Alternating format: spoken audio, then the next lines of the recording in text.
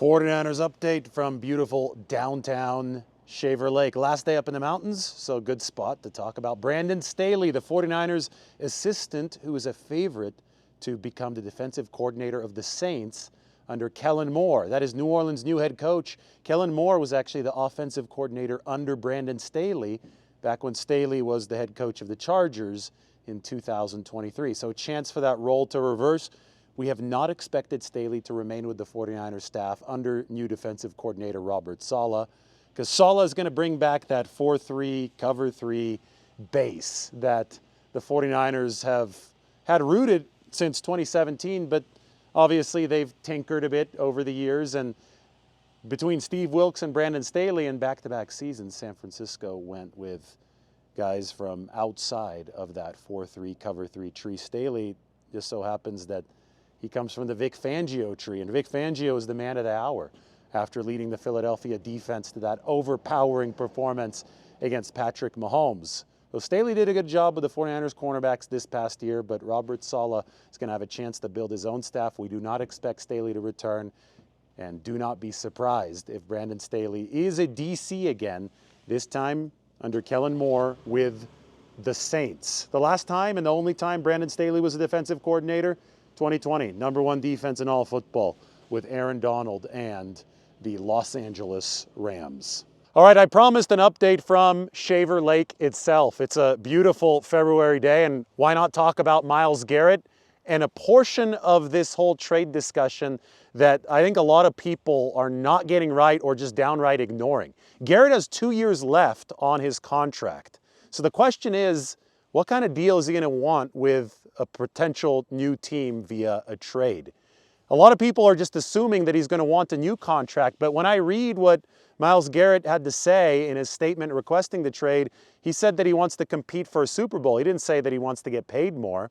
So he's not entering a lame duck year on his deal. He's got 2 seasons left. Last year, Stephon Diggs was traded from the Bills to the Houston Texans, and all that happened there was they kept the same contract but ripped up the second remaining year with 2 years left on the deal to allow Stephon Diggs to become a free agent. I think that Myles Garrett might be willing to play ball in a similar fashion, because the 49ers, let's put it this way, if they have to trade for Myles Garrett, that's going to cost a lot of draft capital, and if they have to give him a huge deal, something around the size of Nick Bosa's deal on top of that, I'm not so sure the 49ers can afford that, or I'm not so sure that the 49ers would think that's worthwhile. But if Garrett is willing to play ball with San Francisco and play on his existing deal, which would mean about a $20 million cap hit. He's got a $13.4 million option bonus coming on September 1st, and he's got a $5 million roster bonus coming in March, plus the veteran minimum base salary. If he's willing to play on that type of contract, well, all of a sudden the 49ers, I think, would be very,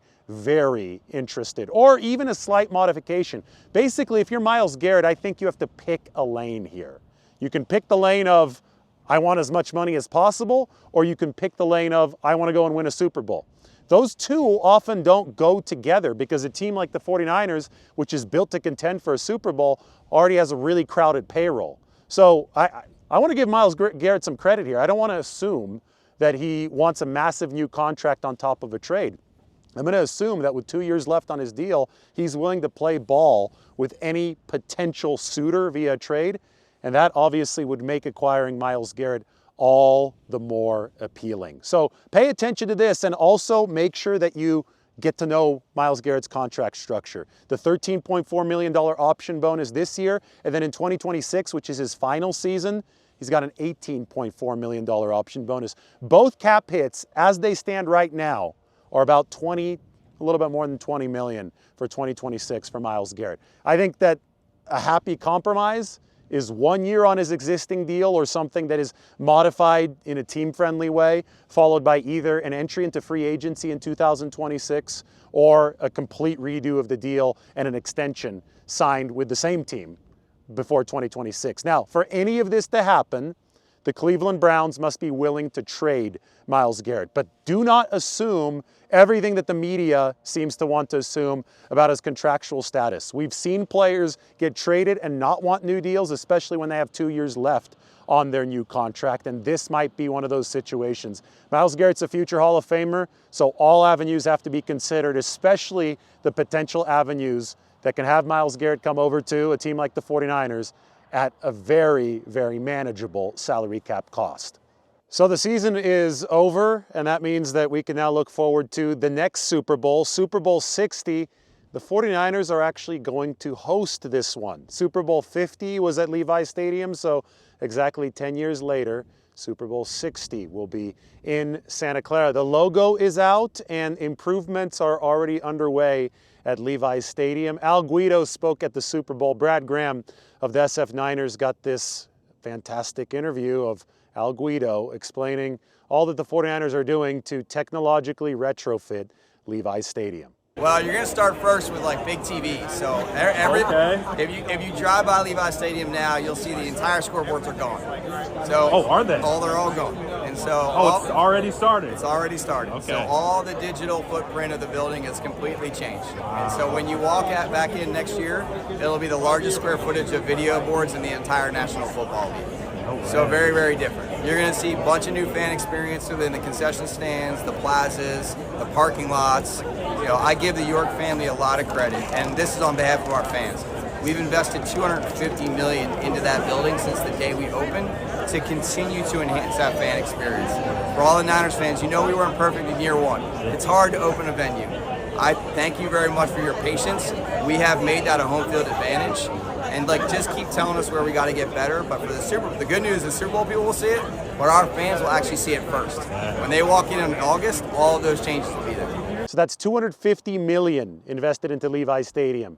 Much of that into the video board system, which is going to be extensive, maybe the largest in the NFL. Unfortunately, no cover for the east side of the stadium. That's been something that the 49ers have investigated over the years. But because the stadium is in the landing path of San Jose International Airport, just a few miles away, the FAA actually won't allow the 49ers to build the structure any higher.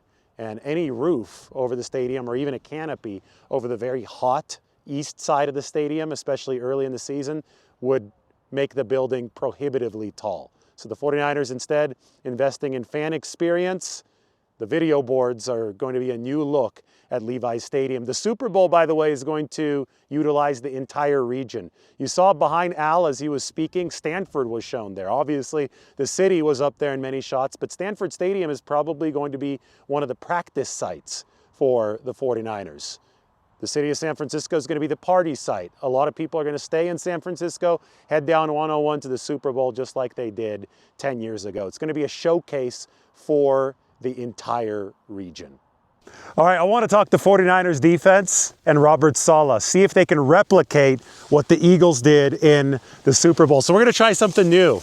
We're going to ski and we're going to talk about the fact that the Eagles did not blitz a single time in the Super Bowl when they absolutely destroyed Patrick Mahomes. So this was 0 blitzes and almost exclusive zone coverage from Vic Fangio. Guess who doesn't like to blitz a lot and runs almost exclusively zone coverage? That is the 49ers' new defensive coordinator, Robert Saleh. I really enjoy this parallel because Vic Fangio used to be the 49ers' defensive coordinator.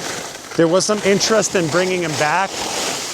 That might have been a mistake that they brought in Steve Wilks instead in 2023. Lombardi herself is doing a great job producing this, by the way.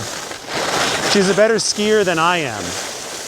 And she knows how to run the camera better than I do. But anyway, they didn't bring in Fangio. He's obviously with the Eagles now. They're Super Bowl champions, but the 49ers finally were able to get it right. 2 straight DC misses later, they have Robert Saleh. He's not going to blitz a whole lot. He's going to run a lot of zone. But what the Eagles showed is that you can win running a lot of zone and not blitzing a whole lot. Now the key is going to be personnel for the 49ers. They're going to have to stock up on the defensive line. Howie Roseman did it with the Eagles. Howie Roseman is a master at this. But John Lynch has already built a really good defensive line for the 49ers. 2019, they had Mahomes on the absolute ropes in a similar way to the Eagles had him yesterday until the 3rd and 15 when Nick Bosa was held. So I think if you're the 49ers, you look at the track record of building a defensive line, you look at what the Eagles have done, and you say, we've got to do it again. If you're San Francisco, you have to find a way to make the defensive line dominant. That way you can win with 4. A 4-man rush is undefeated. The New York Giants did it against the NASCAR package. The 49ers did it in 2019 until there was no holding called against Nick Bosa. And then, well, the Eagles did it last night. So the 4-man rush is undefeated. You could play that alongside with a nice zone coverage. That's what Robert Saleh is going to bring. That's what Vic Fangio brought the Eagles to their world title.